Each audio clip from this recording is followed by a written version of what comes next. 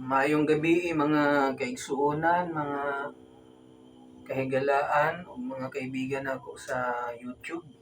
Salamat kayo sa higayon karon nga nakapag-update ko sa akong YouTube kay dugay-dugay na mo wala naka-post.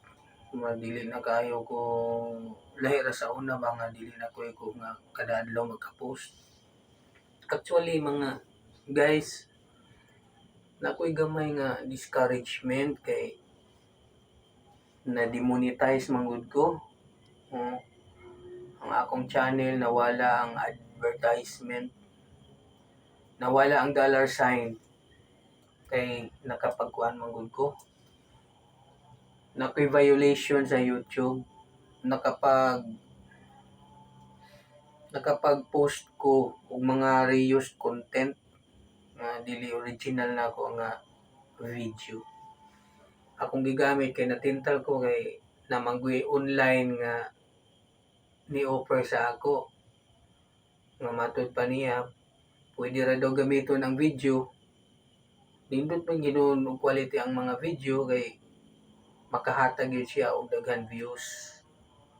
Kay tungod sa iyang quality sa video nga nindot yun og mga nindot nga mga content kuan siya kanang makadanig yun og nimo tan-aw. Nindot ang mga views sa mga lugar ug bisag unsa na lang. So nagamit na ako, naka-post ko sa FB ug sa YouTube. Sa early nga time, okay pa man na to. Wala pa man ko dayon na violate. Pero sa sige na ako ginahimo, siguro mga almost 1 month, naka-receive na ko og kuan. Naka-receive ko og violation na demonetize ang akong channel. Nawala ang akong advertise mo nang sukad ato. Nibati ko katapulan. Wala na ko ga-post. Mo-post ko pero ano na lang, panagsa na lang. So, pero guys, nagyapon sa akong una-una nga dili ko moudang og YouTube. Padayon gyapon ko pero bisag dili kay ko active. Magga-post gyapon ko panagsa na lang. So gusto na ko nga mabalik akong channel nga ma-monetize ko to. Pero hinayon lang nako, di lang ako pabigla-bigla kay nangita po kog right time kung unsaon pud nako pag-fix. Ang butong magpa-fix ko ini sa uban. Or ako na lang paningkamutan ako ang makaya nako. So karong adlaw, Domingo. Salamat sa Ginoo nga nakasimba mi sa akong pamilya. Bisan tuod na gamay nga na-encounter na ko nga challenges karong adlaw. Naka-miss miscommunicate mi o misunderstanding mi sa akong kauban sa trabaho, sa akong karelibo diri. Nagkalalis mi kaganina buntag mo nang magsimba na ako ganina, nisimba gyapon ko. Nangayo kong pasaylo sa Ginoo, nagampo ko.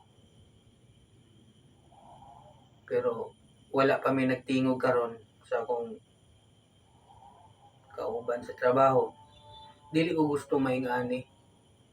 Pero siguro sa temptation ni Satanas, kasayod man gid ko si Satanas, mangitag pamaagi para lang mapansin siya, matintal niya ang tao. Pero ganun pa man, I'm always hopeful nga mawala ang mga di maayong hunahuna o mga hard feelings. Siguro magsugod lang ko sa akong kaugalingon. Pasaylo na ako akong kaugalingon. Mangayo ko pasaylo sa Ginoo. Kanunay lang gid ko mag-pray. Kay mo ra man gid akong nahibawaan nga sakto. Usahay natay mugawas ang atong pagka-natural man, which is an enemy to God. Being a natural man manggod, mugawas ang atong kinaiya nga pagkatao. Ug diha mosulod si Satanas. ang usa ka natural man manggod sa puton dali ra masuko. Ug labaw sa tanan gusto niya siya ang sakto, dili magpaubos. Saan man nato pag overcome being a natural man. All I know is pray to God. Humble yourself, love, forgiving. Paglabaw sa tanan, mubasa gitag scripture guys, pulong sa Ginoo para makuha nato ang giya o mga revelation nga atong ma-apply sa atong kinabuhi. Bisan pagod sa bugat sa challenges nga atong ma-encounter. Kasay ko tinuod na ug mo na ang dapat buhaton nato. Salamat kayo guys.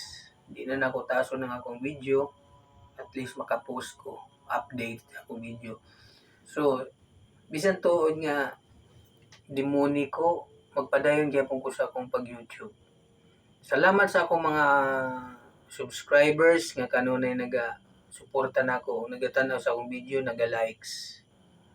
Hinauton tana nga magayo-ayo mo tanan, magayo-ayo ta tanan.